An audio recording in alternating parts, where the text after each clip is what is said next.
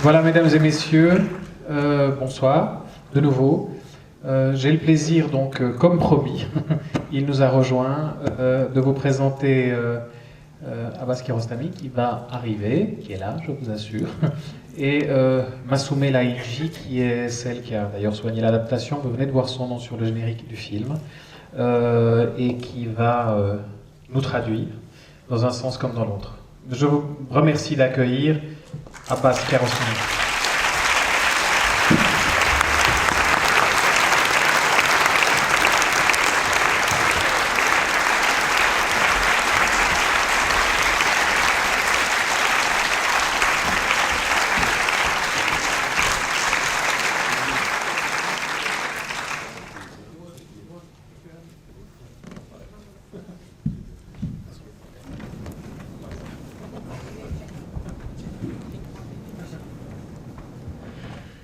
Bienvenue parmi nous, Abbas Kiarostami.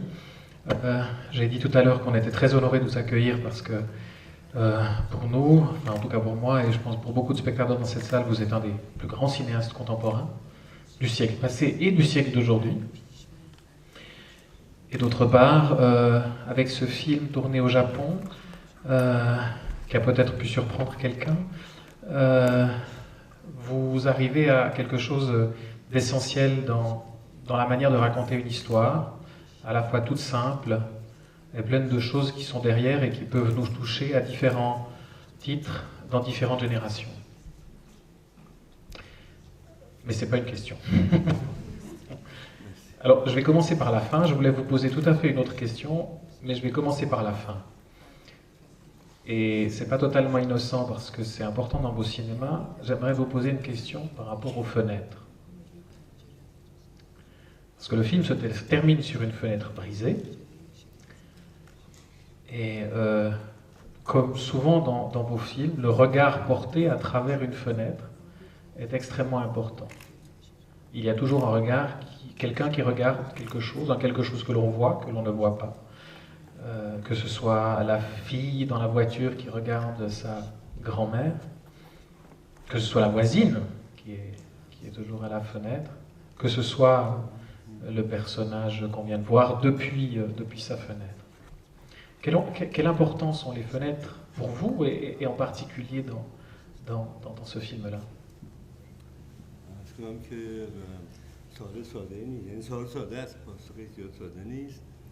question est simple, la réponse est un peu moins.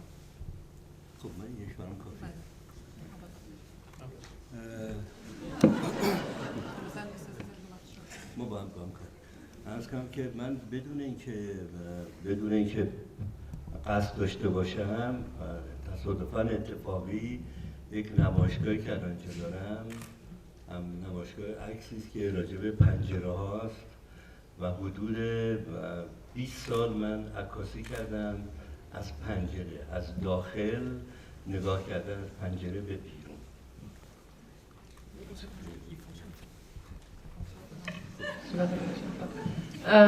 La question est simple, la réponse sera sans doute moins pour moi. Par une sorte de coïncidence, je me trouve aussi à Lausanne pour une exposition où il y a quelques photos rassemblées autour de ce thème de la fenêtre. Il se trouve que c'est un thème qui a vraiment couru tout au long de mon travail de photographe depuis une vingtaine d'années. Des photos, des fenêtres à travers lesquelles on regarde quelque chose. حتما یه دلیل قانع کننده‌ای داشته برای خودم که حدود 20 سال عکاسی کردم از پنجره‌ها. اون نمایشگاه راجع به پنجره‌هایی است که آدم‌هایی که هنوز نیومدن، فریم‌هایی که از توش باید به بیرون نگاه کنن، پنجره‌های خونه ما و خونه‌هایی که پنجره‌هاشو ترک کردن و رفتن دیگه کسی نگاه نمی‌کنه. بنابراین تصورم این که رابطه ما با جهان بیرون از زندگی شخصی و خلوت خودمون چیزی جز پنجره نخواهد بود.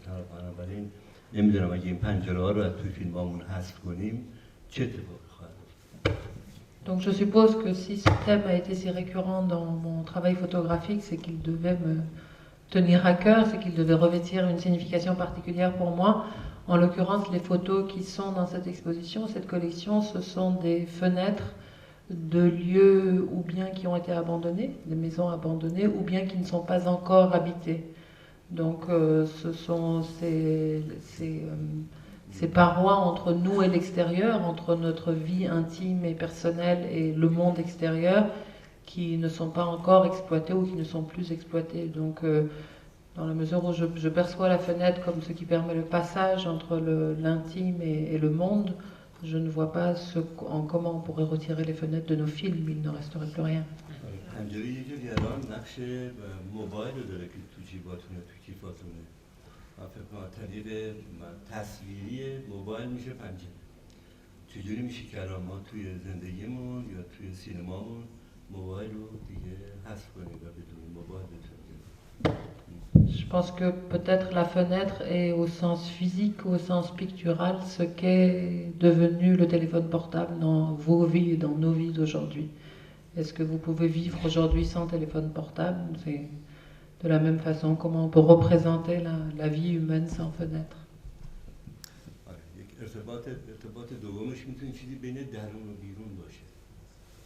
Et c'est aussi, comme je le disais, ce lien entre l'intérieur et l'extérieur, l'intime et le monde. حالا من با این سال کردی حالا فیلم‌های خودم اگه موقع دیدم از طریق همین پنجره‌ها نگاه می‌کنم. Mais puisque vous me présentez cette nouvelle piste, peut-être maintenant quand je verrai mes films, je les verrai à travers ce prisme-là. Peut-être alors revenons au début de l'histoire et à l'origine de ce projet. Marine Kermitz disait tout à l'heure, avant que vous arriviez, que il y avait quelque chose de cette histoire qu'il vous avait racontée il y a déjà pas mal d'années. Alors comment s'est construit au fond cette envie de raconter cette histoire sur quelque chose qui est à la fois immuable dans le rapport de génération, mais en même temps quelque chose de très contemporain dans la vie des jeunes femmes, de certaines jeunes femmes au Japon, dans ce rapport à la fois à la jeunesse aussi, qui est, c'est un film très, très jeune aussi dans son esprit.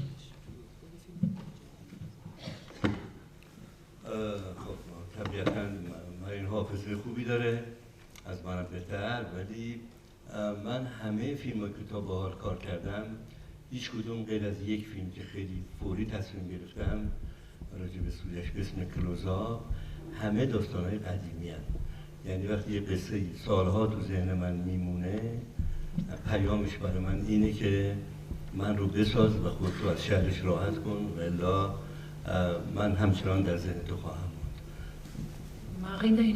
Marine a une bonne mémoire des choses, parfois meilleure que moi-même. Et en effet, ce film-là, mais finalement, comme tous les films que j'ai faits, à l'exception notoire de Close-Up, qui a été évoqué tout à l'heure, sont des films des idées et des histoires qui me hantent pendant des années durant, avant que je commette les films. En fait, ce sont des histoires qui se rappellent à mon souvenir et qui me disent, si tu veux qu'on te lâche, fabrique-nous. Et je finis par les faire. Mais celle-là particulièrement, comment j'insiste. Comment elle s'est... این با دیدن یک بار 17 سال پیش تو ژاپن یک دختر دیدم که با لباس عروس در یه منطقه بیزنسمنا ساعت 12 شب بود با سن خیلی کم 16-17 سال شاید. بعد من برام جالب بود پرسیدم چیکار میکنه اینجا؟ گفتن این یک فاحشه پارت تایمه و غالبا دانشجویان. این تو ذهن من این تصویر این دختر بود. چند سال پیش که دوباره رفتم دیدم یونیفرمی وجود نداره و این دخترها به شکل‌های دیگه در جای دیگه هستن. من دلم خواست حول و حوش اون دختر کار بکنم. بنابراین اون چیزی که در این فیلم می‌بینیم قصه‌هایی است که دور و برمون تنیده شده و آروم آروم ساخته شده. Je crois qu'en fait, le point de départ, le déclic, ça a été une image qui m'a beaucoup marqué. Il y a longtemps, quand je me suis rendue au Japon, ça devait être il y a 17 ou 18 ans, un jour, nous traversions en voiture un quartier d'affaires. Et dans ce quartier-là, tard le soir, j'ai vu une toute jeune fille qui était adolescente, peut-être elle avait 16 ou 17 ans maximum, habillée en mariée et qui attendait là sur le trottoir. Et j'ai demandé à la personne qui m'accompagnait, mais qu'est-ce que c'est cette jeune fille, qu'est-ce qu'elle fait là dans cette tenue? Et on m'a dit que c'était sans doute une prostituée à temps partiel, comme phénomène qui avait apparu au Japon, d'étudiantes qui, pour gagnaient leur vie, s'adonnaient à cette activité. Et cette image m'avait beaucoup marqué, surtout le contraste entre cette jeune fille et son environnement. Et donc l'image m'a accompagnée, et quand je suis retournée au Japon une dizaine d'années plus tard, on m'a dit que cette pratique continuait, que cette espèce d'uniforme que formait la robe de mariée avait disparu, mais que la pratique continuait, s'était même étendue. Donc voilà, le déclic de départ, ça a été la figure de cette jeune fille. Donc toute l'histoire que vous voyez dans le film, c'est ce qui s'est tissé autour de ce personnage-là. پاسخ قانع کننده رو به سوال تو شاید از قول مارکز بگم که اون میگفت من هیچ وقت سوژه ها رو انتخاب نمیکنم، سوژه منو انتخاب میکنه. حالا این سوال بعدی که من نمیتونم بهش جواب بدم، چرا این سوژه من انتخاب کرد؟ Peut-être pour essayer de vous répondre de façon plus convaincante, il faudrait que j'ai recours à une citation qui est de Garcia Marquez, qui disait « Ce n'est jamais moi qui choisis mes sujets, mais mes sujets qui me choisissent ». Donc, puisque votre prochaine question, ça sera « Pourquoi ce sujet m'a choisi ?», je vous dirais que je n'en ai pas la réponse.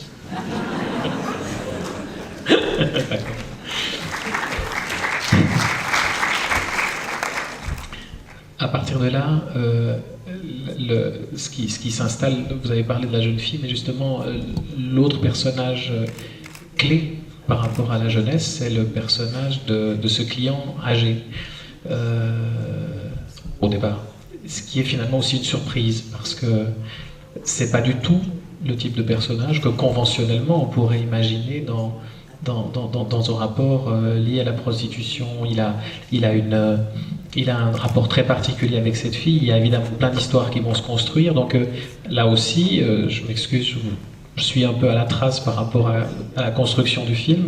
Mais comment ce personnage est arrivé par rapport à cette idée au moment où vous avez commencé à construire l'histoire? هر دو اینا به نظرم هم دختر با حرفه‌ای که داره برای بسیاری از ما علامت سوال نوع زندگیش، چرا این سوژه، چرا این شغل، و هم موقعیت مرد محسن که استاد دانشگاهه. هر دوی اینا متفاوتن یه جایی، و اینکه هر دوشون مثل یک کوپل جوان اطلاعاتشون در اختیار ما نیست. یعنی ما نمیتونیم، ولی نمیتونیم بگیم چون ما زیاد اینا رو نمیشناسیم اینا وجود ندارن. بنابراین اگر که به هر کدومشون نزدیک بشیم، یک داستانهایی دارن که خیلی کلیشه‌ای نیست، در این حال که هست، در این حال که میشه شناخت چرا یه مردی توی سن و سال دلش میخواد که با یه دختر جوان یک رابطه اینجوری داشته باشه. از کجا آمده؟ از خودم اومده، از دور و بریام اومده، از همسن و سالا اومده، از رمان ها اومده، از فیلم های دیگه اومده. ولی خیلی دقیق نمیتونم بهتون بگم که این رو در کدوم کاراکتر دور و بر خودتون میتونید سراغ کنید، چون به هر حال اینا چیز راست بوده است برای یه مردی تو این سن به یه دختری. Je pense qu'aussi bien pour le personnage de la jeune fille que pour celui de ce vieil homme, il y a une dimension assez atypique. En effet, on peut se poser des questions en tant que spectateur sur cette jeune fille, sur le mode de vie qui est le sien, sur ses motivations, sur ce qu'elle fait. Il y a une part de mystère dans son personnage et dans celui du vieil homme aussi. Donc ils ne sont peut-être pas aussi attendus et conventionnels, comme vous le disiez, qu'un couple classique, un jeune couple classique qu'on rencontre dans le cinéma, mais ils ne sont pas non plus complètement improbables. On peut se douter, on peut imaginer pourquoi cette jeune fille a fait tel choix dans sa vie, ou pourquoi cet homme, professeur d'université, à ce moment-là, décide ou souhaite ou aspire à avoir une relation de ce type avec une jeune fille. Pour ce qui est de savoir pourquoi est-ce que moi je me suis intéressée à ces personnages-là, qui sont ni complètement farfelus, ni complètement banals, je pourrais vous dire que j'ai trouvé l'inspiration de cet homme chez moi-même, ou chez mes congénères, ou chez d'hommes de la même génération que moi, mais je ne saurais pas vous répondre plus précisément, parce qu'il y a toujours une part de mystère aussi dans l'élaboration d'un personnage, quel qu'il soit. اطلاعاتی میدم تو شاید براتون جالب باشه. این آدم که تو فیلم بازی کرد به عنوان سیاه لشکر کار میکنه تو سینما و خودش گفت من 50 سال نون خوردم از سینما ولی تا حالا یه دیالوگ هم نگفتم. بنابراین من بهش نگفتم که نقش اصلی مال توه. همچنان به عنوان یه سیاه لشکر با شروع کردم به کار کردن و به عنوان اینکه یک نقش خیلی کوتاهی داری. Ce qui peut peut-être vous intéresser à propos du personnage de ce vieil homme, c'est l'acteur qu'il incarne. C'est qu'en fait, cet homme que vous voyez dans le film est un homme est un acteur puisqu'il vit du cinéma depuis 50 ans. Or, il n'a travaillé pour le cinéma que comme figurant. Il n'avait jamais prononcé une réplique avant ce film-là. Et donc, au moment où moi, je l'ai choisi pour le film et où je lui ai demandé de travailler, au début, il croyait, et je ne l'ai pas démenti, que ça serait pour un tout petit rôle, que c'était pour de la figuration. Et c'est comme ça que petit à petit, je l'ai intégré au film. اواخر فیلم بود که تازه متوجه شده بود نقشش از یک نقش کوتاه بلندتره. C'est quand on était déjà très bien avancé dans le film qu'il s'est rendu compte que son rôle ne devait pas être si petit que ça. صحنه خونه رو داشتیم فیلم برداری میکردیم و من دعوت کرده بودم که بیاد قبل از شروع فیلم برداری اومد کتابخونه رو دید و همه جا رو نگاه کرد و گفت این خونه منه. گفتم آره. گفت اگر این خونه منه، من یه پروفسورم و اینقدر کتاب خوندم، من با این دختر جوان چیکار دارم؟ Et donc un jour il est venu sur le plateau, il a découvert le décor de son appartement, on allait filmer la séquence de l'appartement. Il a un peu regardé cet endroit, il a dit mais ça c'est censé être mon appartement. J'ai dit oui, il a dit et tous ces livres, je suis censé les avoir lus. J'ai dit oui, il a dit donc je suis quelqu'un d'assez important, d'assez érudit, mais qu'est-ce que je fais avec cette jeune fille alors? گفتم خب دور و برت بگرد ببین عکسایی که هست چی توش می‌بینی. یه خورده چرخید به یه شباهتی بین عکسی که قرار بود همسرش باشه یا دخترش باشه رو با دختری که ما انتخاب کردیم براش دید. Et je lui ai demandé d'examiner un peu lui-même plus précisément le décor pour voir s'il trouverait un indice, une piste. Et il a vu ces photos d'une jeune fille, d'une femme et d'une jeune fille qui n'étaient pas sans ressembler un peu ou évoquer un peu la jeune fille qui l'accompagnait dans la pièce. خب طبیعتا ما طریق مترجم با حرف می‌زدیم. مترجم منم یه خانومی بود. ولی به یه جایی رسید که من دیدم دیگه اون نمیتونه ترجمه کنه. با اون خانم گفتم برو، من به زبان فارسی با حرف می‌زدم و اونم ژاپنی، یک کلمه هم فارسی. Et la communication entre lui et moi se faisait à l'aide d'une interprète. Donc au début, c'est elle qui traduisait mes propos et à un moment, je me suis rendu compte que je ne pouvais plus passer par ce biais-là. Donc je lui ai demandé de partir à cette femme et je me suis adressée directement à lui en lui parlant persan. Évidemment, il ne comprenait strictement rien à ce que je lui disais. Nous ne comprenions rien de la langue de l'autre et pourtant nous nous comprenions tous les deux. و من یه بخشیشو براتون میگم که چیا بهش گفتم. اونو ترجمه کرد برام و گفتم که من قرار بود این فیلم رو 17 سال پیش بسازم. بهانه گرفتم فکر میکنم برای اینکه تو ژاپن میدون نیست و من دلم میخواست که ملاقات اون دختر رو با مادر بزرگش در یک شات بگیرم و چون میدون ندارن در ژاپن، در معماریشون نیست، من این فیلم رو 17 سال به تعبیر انداختم. Et donc ce que je lui ai dit en partie, c'était la genèse de ce film. C'était le fait que j'avais eu l'idée de faire ce film 17 ans auparavant et que je ne l'avais pas fait pour une raison qui était sans doute une fausse raison, qui était un prétexte que je m'étais inventé. C'est qu'une séquence qui pour moi était la séquence centrale du film, c'était celle de la rencontre de la jeune fille avec sa grand-mère, où elle voyait sa grand-mère. Et je voulais que la grand-mère soit au centre d'une place et que ce soit un plan séquence unique où on la voit tourner autour de cette place en voyant sa grand-mère. Et j'ai découvert très rapidement qu'il n'y avait pas de place circulaire au Japon, donc le film est devenu impossible à faire. ولی بهش گفتم حالا فکر میکنم نه، بهانه گرفتم. اون موقع آمادگی ساختن این فیلم رو نداشتم ولی الان دارم میسازم برای اینکه الان تو رو بهتر میفهمم. Et je lui ai dit certainement qu'à l'époque ça c'était un seul prétexte, c'était simplement un prétexte pour me défaire de ce film et de la nécessité de le faire parce que j'attendais d'arriver aujourd'hui, de te rencontrer et de comprendre qu'aujourd'hui je suis bien plus capable de comprendre un homme comme toi.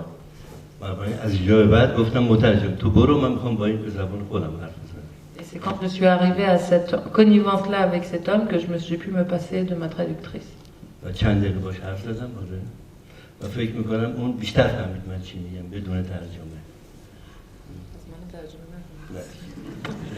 Et je lui ai parlé pendant quelques minutes en persan et je pense qu'il m'a mieux compris quand je me suis adressée directement en persan que quand je t'ai traduit auparavant.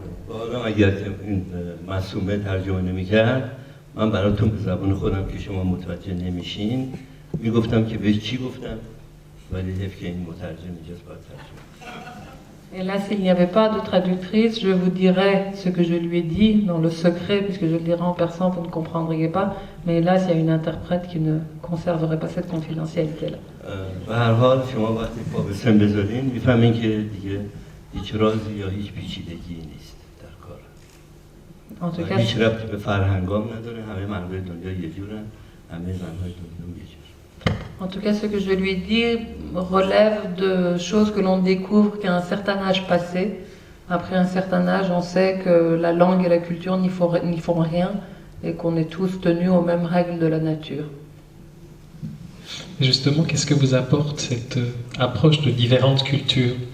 Parce que moi, je me souviens d'avoir été extrêmement frappé par votre premier film tourné à l'étranger, qui était ABC africain, hors d'Iran, et tout d'un coup, on vous voyait approcher, sauf erreur au départ, dans un contexte humanitaire, si ma mémoire est bonne, l'Afrique, les enfants, une réalité africaine.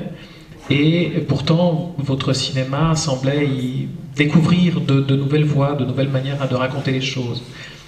On l'a retrouvé dans un court-métrage que citait Marie Carmis tout à l'heure dans Tickets, hein, un film à sketch. Ensuite, Copie conforme, que beaucoup de monde a vu ici. Et enfin, ce film au Japon, qui est peut-être encore plus lointain, enfin, qui est peut-être l'autre antipode par rapport à l'Afrique. Qu'est-ce que vous apporte pour vous, dans votre manière de travailler, le fait justement de travailler dans une langue que l'autre, en vous parlant dans une langue que l'autre ne comprend sans la comprendre, comprend par d'autres moyens, et de filmer des paysages, des gens, des visages, justement, et des cultures qui sont différentes de la vôtre? خب جای دیگه یک چیز رو عنوان کردم، همیشه شرایط دشوار کار در ایران، ولی باید بگم فقط این نیست. فقط شرایط دشوار کار در ایران نبود که منو ترغیب کرد این تجربه رو جای دیگه دنبال بکنم. Il est su de tous, et je l'ai moi-même évoqué déjà, la difficulté qu'est la nôtre aujourd'hui de faire des films en Iran. Donc c'est en partie ce facteur-là qui m'a incité à travailler ailleurs, mais c'était loin d'être le seul. فکر کنم عمده‌ترینش پیدا کردن یه دلیل یا یک معناست برای ادامه کار. به هر حال ما به عنوان یک فیلمساز یک انرژی لازم داریم برای اینکه کار بکنیم، برای اینکه من اعتقاد ندارم من یه فیلمساز حرفه‌ایم و حالا به عنوان یه فیلمساز حرفه‌ای باید فیلم‌ها بسازم. من کارهای دیگه هم میتونم بکنم و میتونم بگم عکاسی این روزا برای من لذت بخشتر از خود فیلمسازیه. Je pense que la raison la plus fondamentale, c'est tout simplement d'avoir une raison d'être et une raison de continuer à faire du cinéma. Il ne faut pas du tout croire qu'à partir d'un certain jour, on s'attribue une fonction éternelle de cinéaste et qu'on enchaîne les films. Moi, personnellement, je peux très bien envisager de ne plus faire de films. À dire vrai, en ce moment, je prends beaucoup plus de plaisir à faire des photos qu'à faire des films.